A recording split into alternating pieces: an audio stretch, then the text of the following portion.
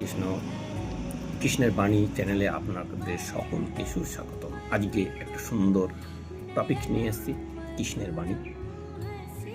সঙ্গ, আমরা কার সঙ্গ করব, আমরা কার সঙ্গ লাভ করছি, এটা খুবই গুরুত্বপূর্ণ। এক ঝুড়ি ফলের মধ্যে যদি আপনি একটা পচা ফল রেখে দেন, তাহলে আস্তে আস্তে সমস্ত ফল পচে যাবে। সেই জন্য কথায় আছে, কুসঙ্গ থেকে দূরে থাকুন। কিন্তু কি করা যায়? এই সংসার খুবই ছোট।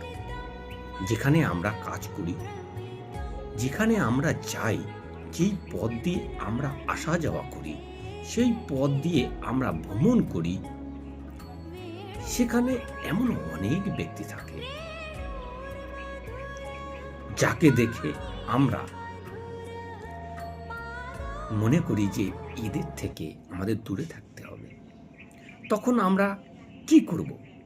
তাদেরকে আমরা কি পরিত্যাগ করব? তাহলে এই সংসারে অনেক এমন মানুষ আছেন, তাহলে সংসারই পরিত্যাগ করতে হবে, হ্যাঁ কি না? সেই ফলের মতন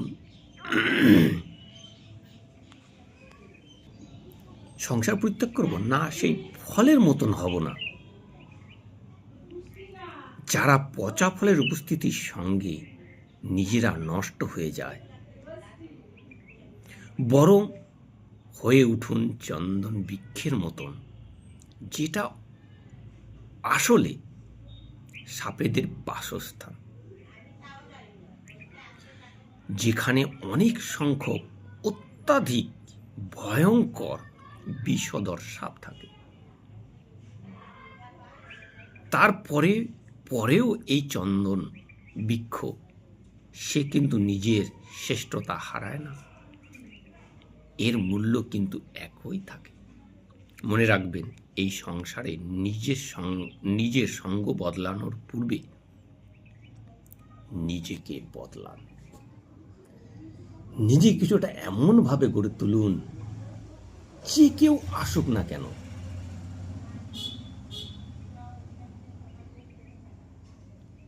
সে যেন আপনাকে বিভ্রান্ত করতে না পারে।